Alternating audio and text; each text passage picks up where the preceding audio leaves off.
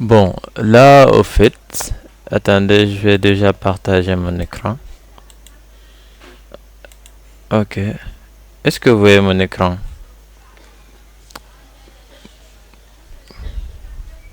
Vous voyez mon écran? Ok, bon, là, la deuxième machine qu'on allait présenter, c'était la machine Down. C'est une machine de WinLab qui a été créée par XCT, je pense. Et au fait, la machine, elle est hyper intéressante. Maintenant, la partie, au fait, qui est très intéressante, c'est le foothold que, qui m'a bien intéressé. Au fait, c'est pour cela que qu'on présente la machine. Maintenant, là, je vais juste démarrer la machine. J'espère que vous avez tous accès à la machine. Maintenant, je vais spawn la machine. Bon, là, nous, on va pas répondre les questionnaires. On vous laisse répondre les questionnaires déjà de votre côté. Ensuite, nous, on va voir en fonction des gens qui ont play des labs et tout. Vu que, bon, pour les vouchers, on a prévu de prendre les gens qui vont faire des labs parce que nous, on ne veut pas donner des vouchers aux personnes qui ne vont pas faire des labs, au fait. Est-ce que vous me recevez? Bon, du coup, là, on attend que...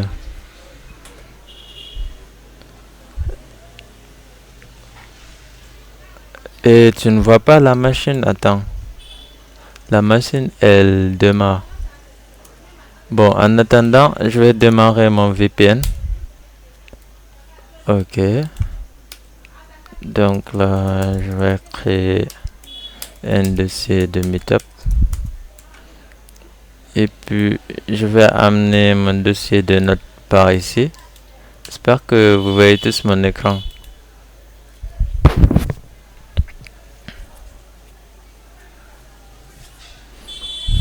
Ah oui, ça prend du temps.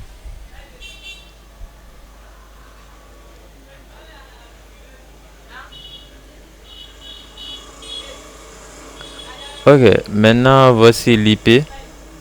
Bon, les questionnaires, les guides, c'est pour vraiment pour ceux qui débutent avec the box ou bien ceux qui ont des erreurs. Vous avez le guide là.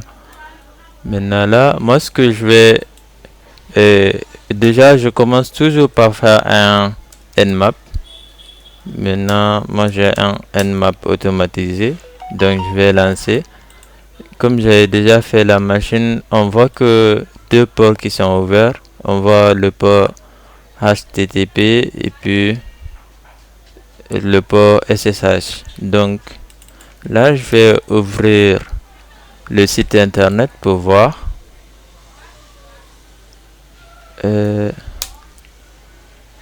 Ok. Maintenant là, on voit un site. On dit is that website down? Ok. Bon, là, on voit que ça c'est un site, un checker en fait, un site qui check si un site web est en ligne ou pas. C'est-à-dire que là, si on fait google.com, attends, on va entrer en HTTP. Il va checker et voir si Google répond par un dessin ou bien un code de réponse valide. Il va dire que le site il est bien actif et qu'il est en vie. Maintenant, si on met un autre site qui n'est pas en ligne, on va dire que le site il est down. Bon, it's down for... Non, là c'est pas vrai. Bon, là je sais pas quoi essayer. On va regarder quel site. Google.com. Oh, c'est HTTPS, c'est www. Bon, là on va voir encore.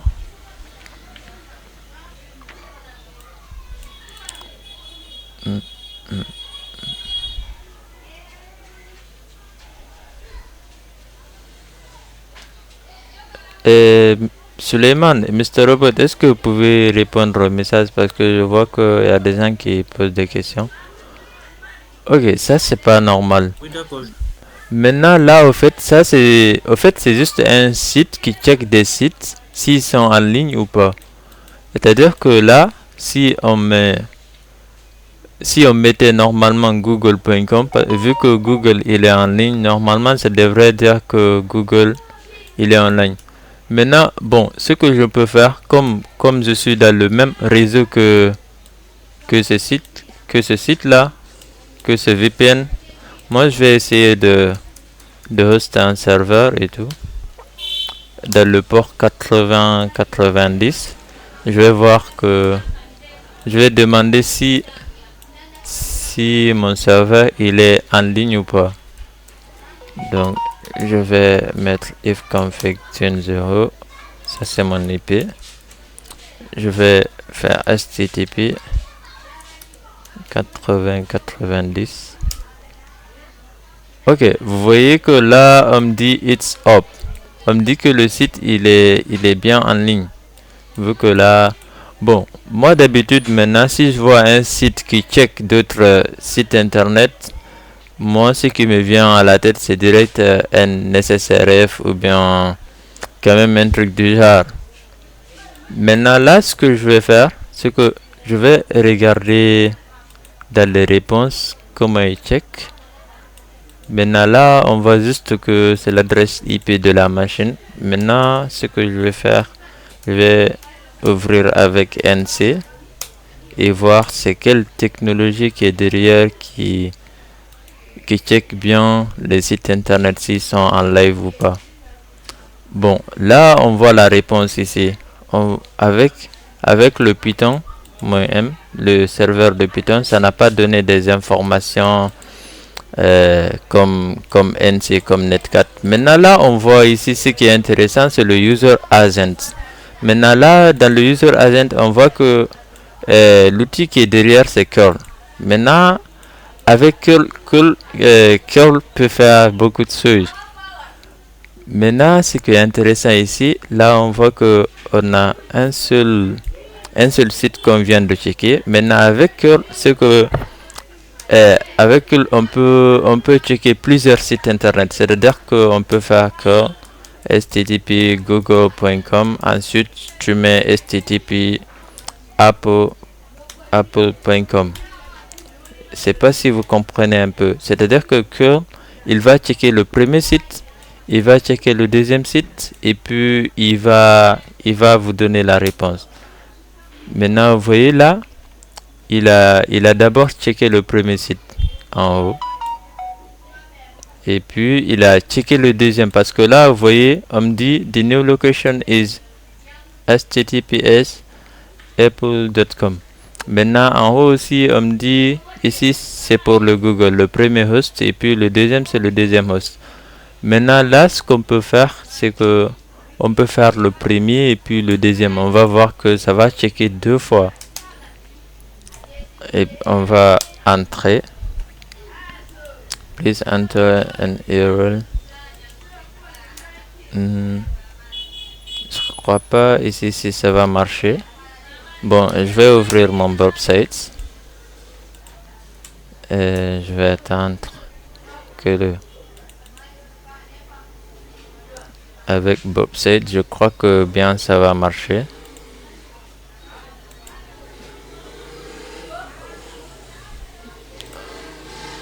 Ok. Donc là, on va déjà essayer avec le premier. On va intercepter avec Bob. Ici, on voit que il a bien fait la requête. On va envoyer dans notre repeater. On attend déjà que ça passe. Et c'est un peu lent.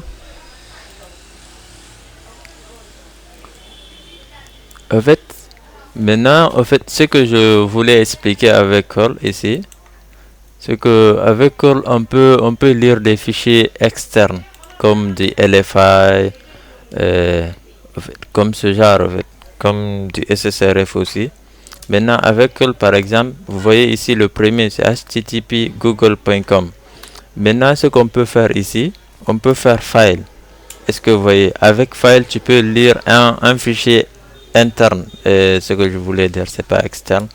Tu peux lire par exemple le etc/passwd, c'est-à-dire que ça va essayer de faire une requête sur le premier host. Maintenant, si ça ne ça va renvoyer la réponse. Ensuite, ça va faire une requête sur ce file.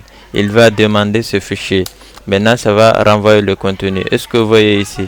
C'est-à-dire que là, c'est ce qui apparaît ici. Maintenant, c'est la même méthode qu'on va essayer de faire pour exploiter cette machine-là.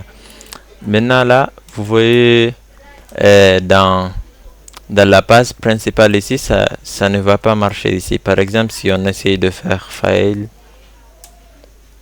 espace WD, vous voyez que ici on me dit please enter an URL. Ici ça ne va pas marcher. Maintenant on va essayer avec burp site. On va intercepter, on va mettre ici le deuxième host comme on l'a fait dans le terminal, et on va faire file /etc WD, on va encoder un URL et on va attendre. On voit que là ça a bien marché. La même méthode qu'on a utilisée dans le terminal, ici curl a lu des fichiers internes au fait. On voit que là on a le fichier /etc/passwd. J'espère que jusque là vous comprenez et que vous voyez mon écran. En fait, c'était la partie, une partie intéressante du foothold. Maintenant, là, ce qu'on peut faire, c'est que là, moi, si j'ai ce genre de truc, si j'ai du LFI dans un site sur une machine, ce que je fais d'habitude, je vais regarder s'il y a un user. On voit que là, il y a Alex. Lui, c'est un user. Il a un home/Alex.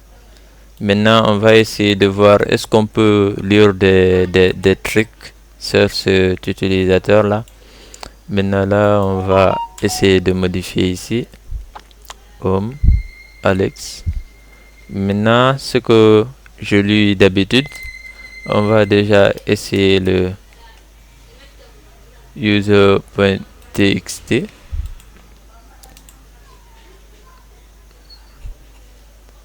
On voit que là on n'a pas de sortie. Maintenant la deuxième possibilité, la deuxième méthodologie, c'est de lire le ID RSA, voir si on peut lire le .ssh. Déjà on commence par le authorized keys pour voir si on a un accès. Authorized keys. Ok, on voit que là aussi on n'a pas d'accès. Maintenant, ce que je fais d'habitude, je vais lire le code source de la page du site internet en question. Maintenant, souvent c'est dans le var www html index.php. Souvent c'est ici. Attends, je vais enlever ce URL encode là. Normalement ça va passer. Bluman, Oui. si tu intentes, il faut ajouter mon ami là sur l'entreprise, sur la communauté. Il a ouvert un ticket.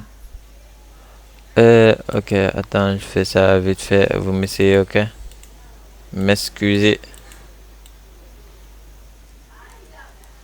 En attendant, le site il est où? Attends, je vais enlever ça. Ok, membre. Faut le dire de checker dans son mail. Normalement c'est bon. Ok. Est-ce que vous voyez mon écran? Vous voyez toujours, non? Maintenant là, ce que j'ai essayé de faire, j'ai essayé de lire le fichier index.php qui contient le code source de la page en entier au fait. Maintenant là, on voit le code en entier. Bon, moi ce que j'ai fait arriver ici, c'est que j'ai copié tout et puis j'ai envoyé à GPT. Je lui ai dit de me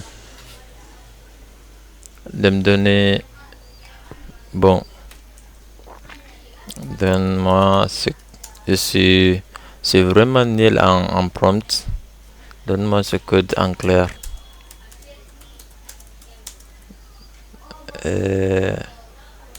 Bon, je sais pas quoi dire.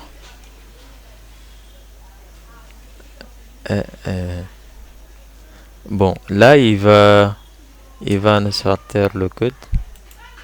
Bon, attends, là je peux pas copier ici. Maintenant là, au fait, c'est le code de la page. Attends, normalement c'est ça que je devrais copier. Ok, là je rends ce code lisible, s'il te plaît. Bon, vous m'excusez, hein, j'ai pas trop envie de...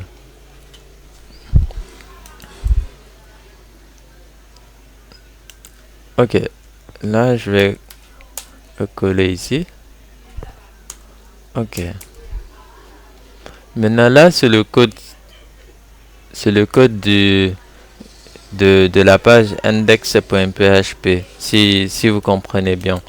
Là, pour faire bref, on a exploité le LFI. Bon, disons du LFI ou bien du SSRF, ça passe. On a lu les fichiers internes et puis on a lu le code source de la page index.php. Maintenant, voici le code en clair. Maintenant là, qu'est-ce que ce code fait?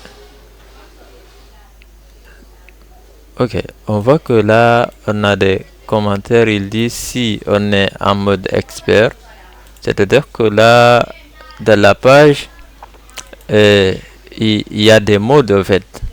Le mode qu'on a essayé ici, ça c'est le mode normal. En fait, ici, pour checker des sites s'ils sont en live, s'ils sont en ligne ou pas, ça c'est le mode normal. Maintenant ici, on voit dans le code, on a un get ici, en expert mode. On dit si c'est en mode expert, on nous dit de demander une IP et puis le port. Maintenant, qu'est-ce qui est intéressant ici, c'est cette commande.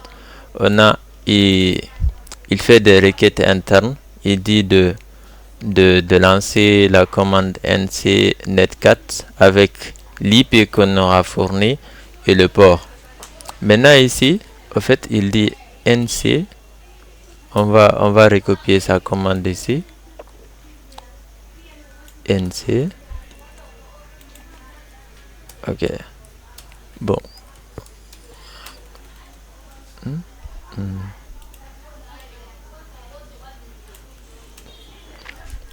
Bon, dans le terminal, voici ce que ça fait. Il lance la commande nc avec, bon, ça, je sais pas trop. Maintenant ici, avec l'IP qu'on aura fourni en mode expert et puis le port. Maintenant avec netcat, vous savez bien qu'on peut faire du reverse shell avec netcat. Par exemple, si vous venez ici dans le site ReefShells, vous cherchez les payloads avec nc, vous voyez que là nc il a envoyé un flag de -c avec le bin/pass suivi de l'IP et du port. Maintenant, c'est ça qu'on va essayer d'exploiter ici. En mode expert, ce qu'on va essayer d'ajouter, voici la commande de base déjà. Lui, dans le site en mode expert, il va lancer le nc-vz, l'IP et le port. Maintenant, nous, ce qu'on va faire, on va intercepter le trafic. Ensuite, on va ajouter -c ici, qui est dans ReefShells, -c, bin/bash. Est-ce que vous comprenez un peu? C'est ce que nous, on va essayer d'ajouter seulement dans le repeater. C'est pas difficile. Bon, là, je vais dire ici expert mode, vu que c'est ça qu'il a ajouté. Bon. Est-ce que c'est comme ça? Bon, là, on dit expert mode.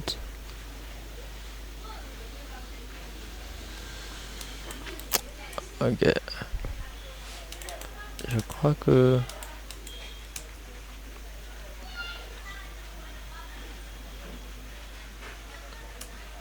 Bon. Normalement, ici, je sais pas trop le PHP ce que ça fait. Je suis pas bien en PHP. Mais on essaie avec expert mode. Mais si vous n'avez pas d'autres possibilités, c'est pas difficile. Ici, vous pouvez dire à ChatGPT d'analyser ce code source. C'est très fiable et tout. Analyse-moi ce code source et ce que ça fait. Ça va vous booster très bien.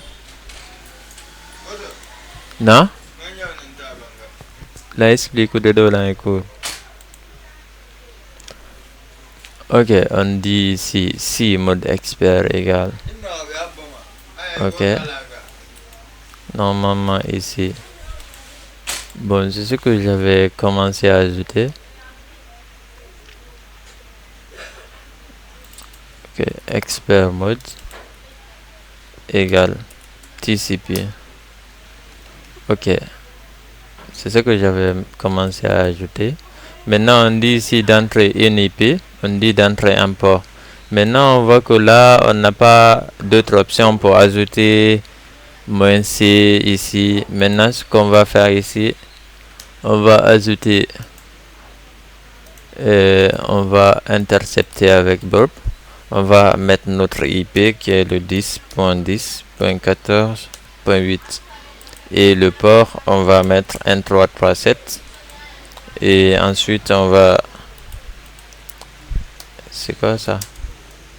CD Tools Linux Penelope. Python 3.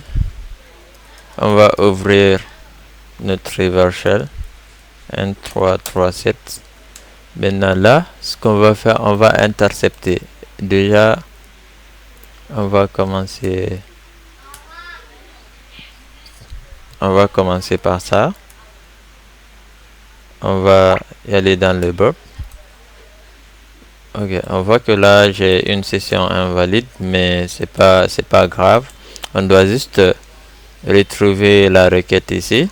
Ok, on voit que là c'est la requête. Maintenant ici c'est ce que j'avais expliqué. On doit juste ajouter l'option -c et puis avec le /bin /pass.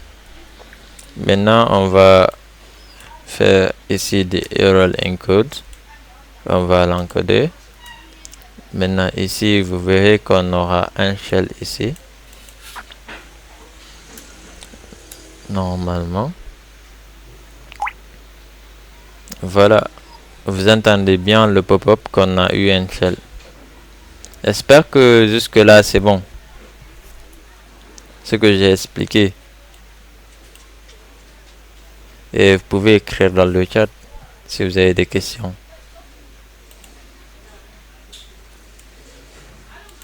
Vas-y, tu peux parler.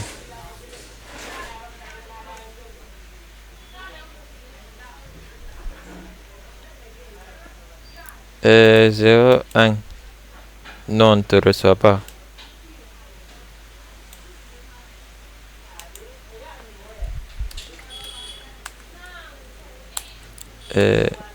Vous le recevez?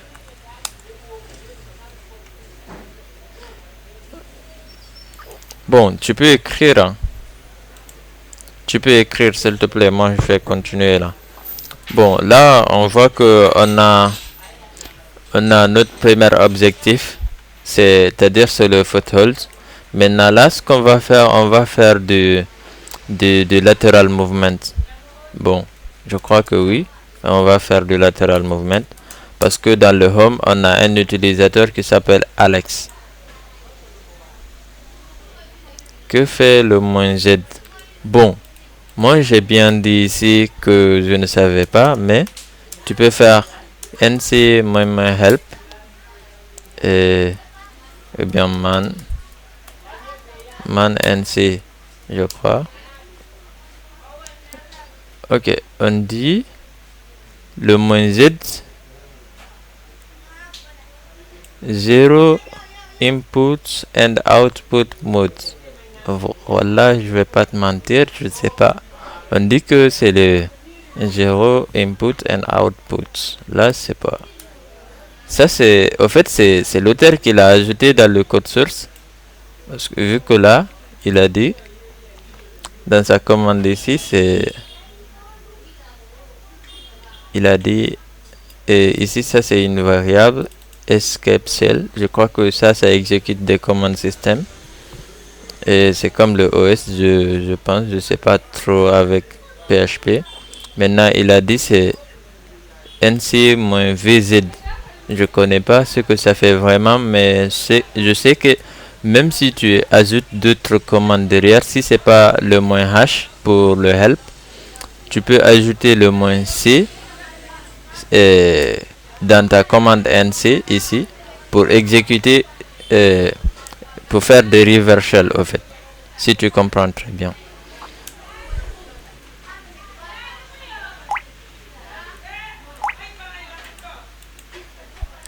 Bon, là, je vais.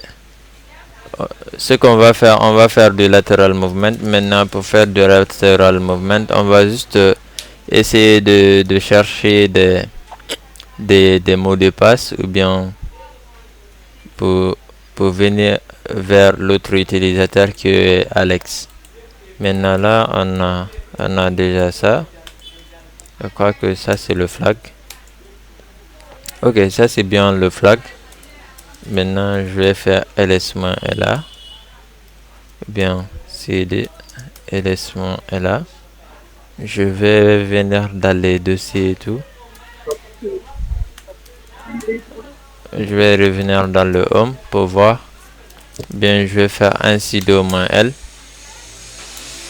Non, ça va pas fonctionner.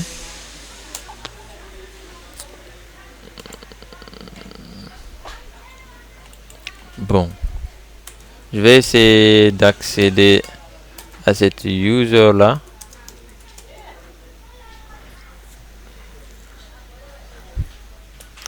Si vous venez jusqu'à avoir un foothold, vous pouvez soit lancer des outils comme l'NPIS pour énumérer le système, voir des fichiers qui sont cachés et tout, voir des méthodes de privilèges, ou bien vous pouvez faire manuellement aussi. Maintenant, on voit que là, on a bien accès au dossier de Alex. On va essayer d'énumérer le .ssh. On voit qu'on n'a pas accès. Et laisse-moi là. On va voir le point cache. Parce que c'est... Ok. ls.local. On a un share.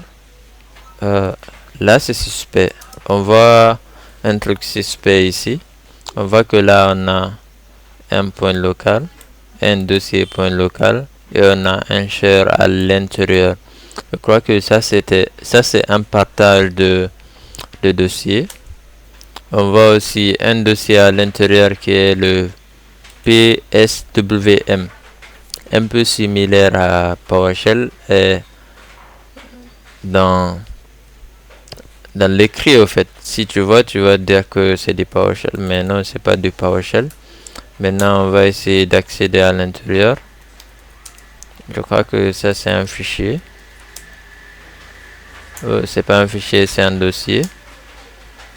Non, ça c'est un fichier. Ok, là on voit PSWM. On va essayer de googler un peu pour voir c'est quel genre d'outil ou bien c'est quel genre de technologie et tout. Ça peut nous aider. PSWM. Ok, On voit que là, si on clique sur Google, la première des choses qu'on voit, c'est un repo GitHub. Ok. On dit que là, c'est un simple password manager qui est écrit en Python. Ok, je vois que là, c'est un password manager comme l'autre là, comme OnePassword, comme plusieurs outils déjà. Bon, maintenant là, on voit un mot de passe qui est crypté. Maintenant, on va voir s'il y a des méthodes de décryptage ici. PWSM. Ok, je crois que ce qu'on va faire ici, on va chercher decrypt pour voir si on aura des outils. Bon, PS, on va rentrer dans le GitHub, des codes, on va faire des recherches. Ok, on tombe sur ce repo écrit en 2024. On dit c'est un simple décodeur de PSWM. Ok, on va voir le code, c'est du Python. Il utilise le cryptocode. Bon, on va copier-coller le script.